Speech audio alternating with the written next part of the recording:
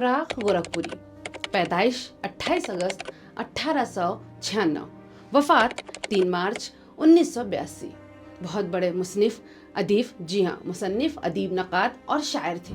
उनका शुमार 20वीं सदी के उर्दू ज़बान के सफ़े अव्वल के शोरा में होता है। उनका असल नाम फराख गोरखपुरी नहीं था, बल्कि रघुपति सहाय था। जी हाँ, रघुपति सहाय और फराख गोरखपुरी।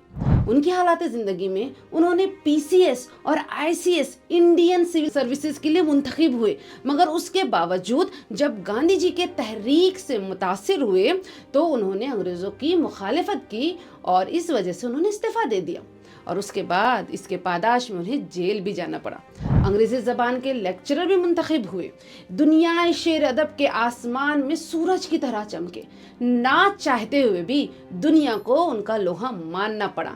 जी हाँ, और इसी तरीके से उन्होंने अपने आप को शायर मनवाया और उन्हें इन्हीं वजह से बहुत से एजाज़ व इनाम से नवाजा भी गया। जैसे कि सवालात आते हैं कि साहित्य अकादमी अवार्ड 1960 में, पद्म भूषण 1968 में, श्वेत लेन नेहरू अवार्ड 1968 में, ज्ञानपीठ अवार्ड जो बहुत ज़रूरी है, इसके बारे में पूछा भी गया बीपीएससी में 1969 में। जी हाँ, किस लिए? खुसूसन गुले नगमा इसके लिए उन्हें 1969 में ज्ञानपीठ इनाम से नवाजा गया था। जी हाँ, 1970 में भी साहित्य अकादमी और 1981 में गालिब एकेडमी अवार्ड से भी नवाजा गया है। जी हाँ, बिल्कुल। इनकी तसानीफ़ में, मशहूर तसानीफ़ में गुले नगमा, गुले राना, मुश्ताल, मशल, रूह कायनात, रूप, शबिस्तां, सरगम, बज़्म ज़िंदगी, रंग शायर वगैरह आते हैं। इन्होंने बहुत से तर्जुमे भी किए हैं, जैसे कि 101 नज़में,